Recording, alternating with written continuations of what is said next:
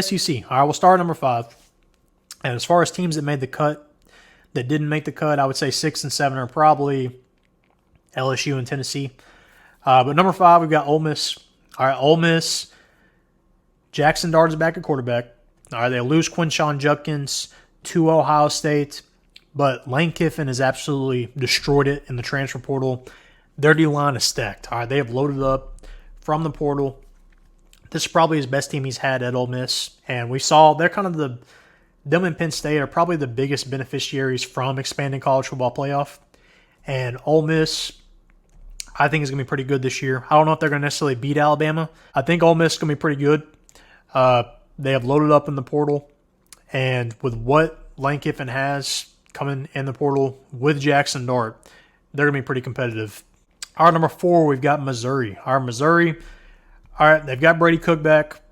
They've got Luther Burden back. That should be enough to keep them competitive, number 1.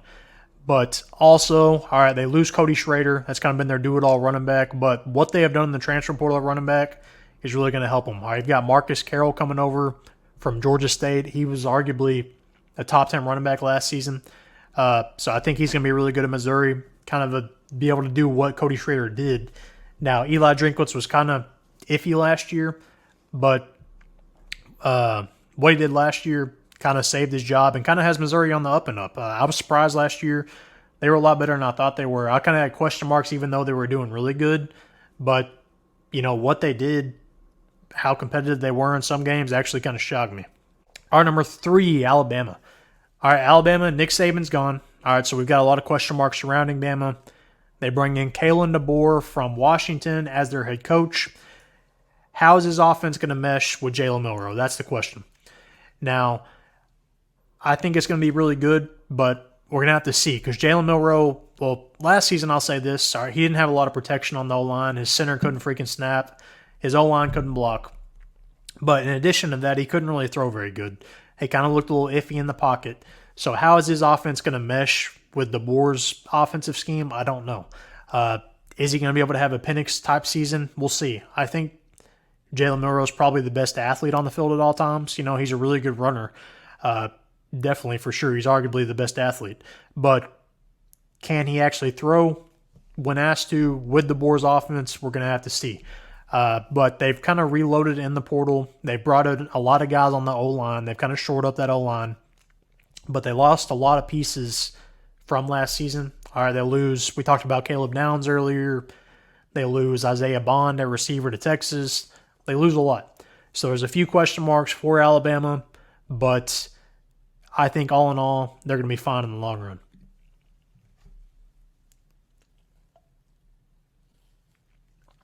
All right, Dylan says, Jeff Traylor is my top candidate for the next Arkansas head coach too.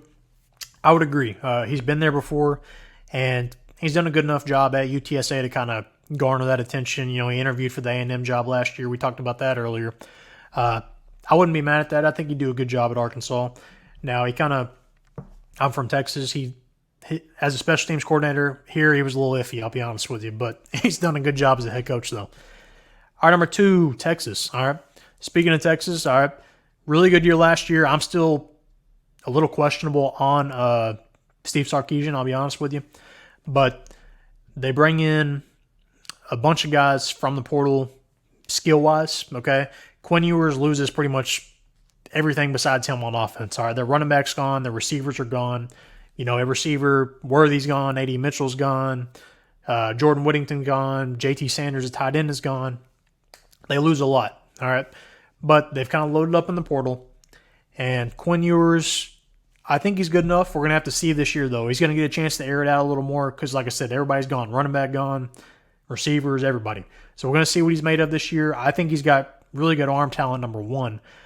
They kind of shocked me last year, I'll be honest, because even as a Texas fan, being from Texas, I kind of had my questions on him last year because, like I said, I've never been sold on Steve Sarkisian as a head coach. But he made the college football playoff last year. They almost beat Washington somehow. I don't know how the heck they ended up coming back from like 2 touchdowns down with 2 minutes. But they kind of got lucky with that Dylan Johnson injury. But shocked me last year. I didn't think they would beat Alabama in the regular season. They did. So can they compete in the SEC? I think the answer is yes because they beat Alabama. But can they do it week in and week out? That's another question. We'll see. All right, number 1, we've got Georgia. All right, similar to Texas, they kind of have some question marks. All right, they've got Carson Beck back at quarterback. Kirby Smart has earned the reputation of, being the number 1 team in the country every year now, kind of taking that Nick Saban throne. But similar to Texas, Carson Beck's back at quarterback, but everybody else is gone. All right, Lad McConkey's gone to receiver. Brock Bowers is going to tight end. So what are you going to do when you don't have all those weapons? All right, Carson Beck kind of he was okay last year, I thought, but looking at his numbers, he actually put up some really good numbers last season that I didn't realize. Passing-wise, he was almost like towards the top half as far as like the top 5 quarterbacks in the nation almost, as far as passing yards is concerned. But I think they're going to be pretty good. Their defense is always stacked. But how good is Carson Beck really without those weapons? That's what we're going to have to see.